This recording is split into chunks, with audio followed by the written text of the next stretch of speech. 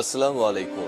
সবাইকে স্বাগত জানাচ্ছি। আমি নাসরুল ইসলাম তন্ময়। শুরুতে বিআরবি কেবল সংবাদ শিরোনাম।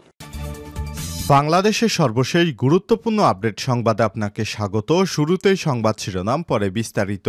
শুরুতেই জানিয়ে দিব, চট্টগ্রাম কলেজে দাঁড়াতে পারছে না ছাত্রদল। চট্টগ্রাম ছাত্র জনতার আন্দোলনে ছাত্রলীগ যুবলীগের হামলায় প্রথম যে ৩ জনের মৃত্যু হয় তাদের একজন চট্টগ্রাম কলেজের শিক্ষার্থী অসীম আকরাম। তিনি চট্টগ্রাম কলেজ ছাত্রদলের আহ্বায়ক কমিটির সদস্য ছিলেন। আর সেই কলেজেই দফায় দফায় হামলার শিকার হচ্ছেন ছাত্রদলের নেতাকর্মীরা। এ নিয়ে কলেজের অধ্যক্ষের কাছে লিখিত অভিযোগ দিলেও কোনো সুরাহা মিলছে না বলে অভিযোগ ভুক্তভোগীদের।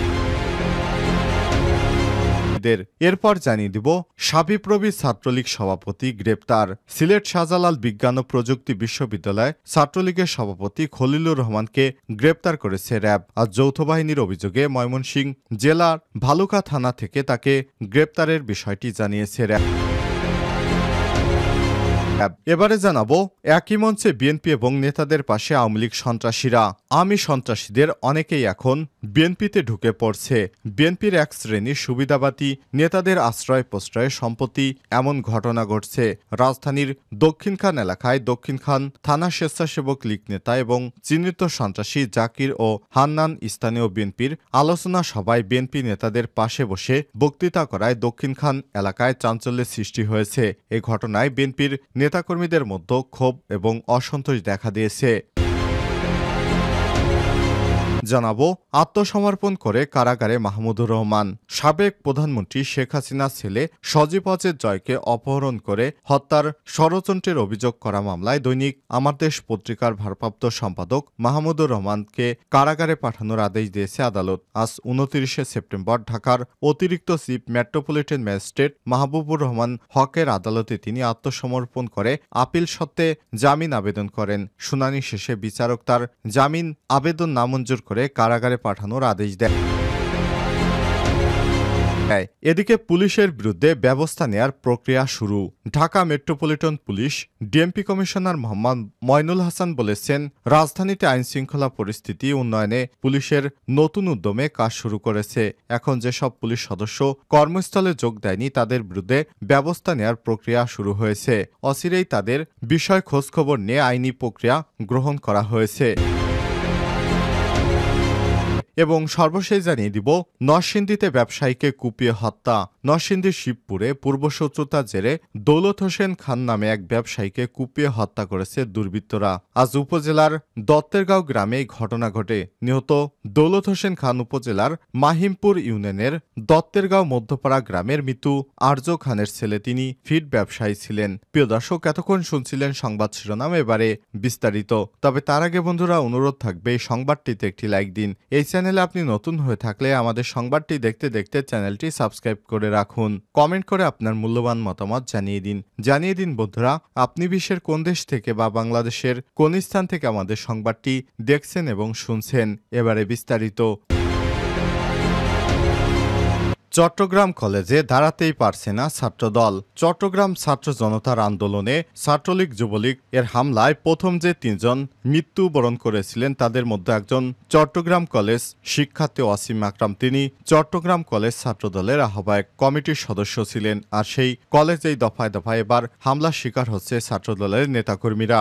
এ নিয়ে কলেজ অধ্যক্ষের কাছে লিখিত অভিযোগ দিলেও কোনো সুরাহা মিলছে না বলে অভিযোগ ভুক্তভোগীদের। সূত্র জানায়, ২ সেপ্টেম্বর হামলার শিকার হন চট্টগ্রাম কলেজ ছাত্রদলের সাবেক যুগ্ম আহ্বায়ক খোরশেদুল আলম এবং ছাত্রদল নেতা শাকিল আহমেদ। শিক্ষার্থীদের সঙ্গে কথা বলে জানা যায়, ওই দিন তারা ক্যাম্পাসে কথা বলছিলেন। এমন সময় একজন এসে তাদের মোবাইল ফোন কেড়ে নেয়। মোবাইল ঘেটে তারা ছাত্রদলের নেতা শনাক্ত হয়। তাদের কলেজের একটি কক্ষে নিয়ে বেধড়ক মারধর করা হয়। এই ঘটনায় ৩ সেপ্টেম্বর অধ্যক্ষের কাছে লিখিত অভিযোগ করা হয়। ১৫ সেপ্টেম্বর ওয়াসিম আকরামের নামে কলেজের একটি ভবনের নামকরণের প্রস্তাব নিয়ে অধ্যক্ষের সঙ্গে দেখা করেন ছাত্রদল কর্মীরা। এ নিয়ে কথা বলার সময় অধ্যক্ষের রুমে শিবের কর্মীরা উপস্থিত ছিলেন। এর জের ধরেই বৃহস্পতিবার ছাত্রদলের নেতাকর্মীদের উপর হামলা চালানো হয় বলে দাবি করছেন নেতারা। বৃহস্পতিবার মারধরের শিকার চট্টগ্রাম কলেজের সমাজবিজ্ঞান বিভাগের ৩য় বর্ষের শিক্ষার্থী মোহাম্মদ আশরাফ হোসেন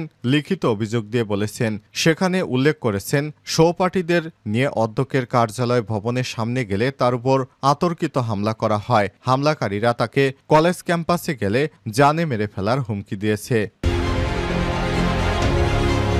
শাবিপ্রবির ছাত্রলীগ সভাপতি গ্রেপ্তার। সিলেট শাহজালাল বিজ্ঞান ও প্রযুক্তি বিশ্ববিদ্যালয়ে ছাত্রলীগের সভাপতি খলিলুর রহমানকে গ্রেপ্তার করেছে র্যাব। শনিবার ২৮ সেপ্টেম্বর দুপুরে যৌথ অভিযান চালিয়ে ময়মনসিংহ জেলার ভালুকা থানা এলাকা থেকে তাকে গ্রেপ্তার করা হয়। র্যাব জানায়, ছাত্র জনতার আন্দোলনের সময় নাশকতা সৃষ্টির অভিযোগে গত ২০ আগস্ট আদালতে দায়েরকৃত মামলার আসামি ছিলেন শাবিপ্রবির ছাত্রলীগের সভাপতি খলিলুর রহমান। এরপর থেকে তিনি পলাতক ছিলেন। শনিবার দুপুরে র্যাব ৯ এবং র্যাব ১৪ এর যৌথ অভিযানে ময়মনসিংহ জেলার ভালুকা থানা এলাকায় অভিযান চালিয়ে তাকে গ্রেপ্তার করা হয়। র্যাব আরও জানিয়েছে, পরবর্তী আইনি ব্যবস্থার জন্য গ্রেপ্তার আসামিকে সিলেটের কোতোয়ালি থানায় স্থানান্তর করা হয়েছে। এদিকে মামলার পলাতক অন্যান্য আসামিদের গ্রেপ্তারের জন্য গোয়েন্দা তৎপরতা এবং অভিযান অব্যাহত রয়েছে বলেও জানিয়েছে র্যাবের সদস্যরা। একই মঞ্চে বিএনপি নেতাদের পাশে আওয়ামী লীগ সন্ত্রাসীরা।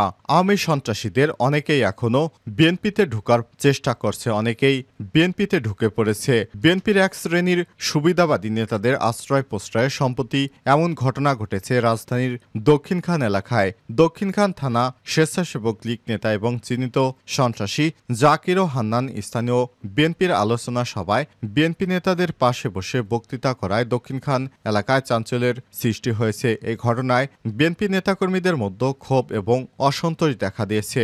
সূত্র জানায়, দক্ষিণখান এলাকার বাসিন্দা সাজ্জাদ হোসেন জাকির ৪২ এবং আব্দুল হান্নান ৪৮ কুখ্যাত জমির দালাল ও জাল দলিলকারক হিসেবে পরিচিত। বিগত আওয়ামী দুঃশাসনের সময় তারা আওয়ামী লীগে যোগ দিয়ে রমরমা জমির দালালি ব্যবসা শুরু করে। এই চক্রের ফাঁদে আটকা পড়ে বহু লোক সর্বশান্ত হয়েছে। দক্ষিণখান ৩০০ ফুট পূর্বাচল এবং ভাটারা এলাকায় এরা ভূমিদস্যু হিসেবে পরিচিত।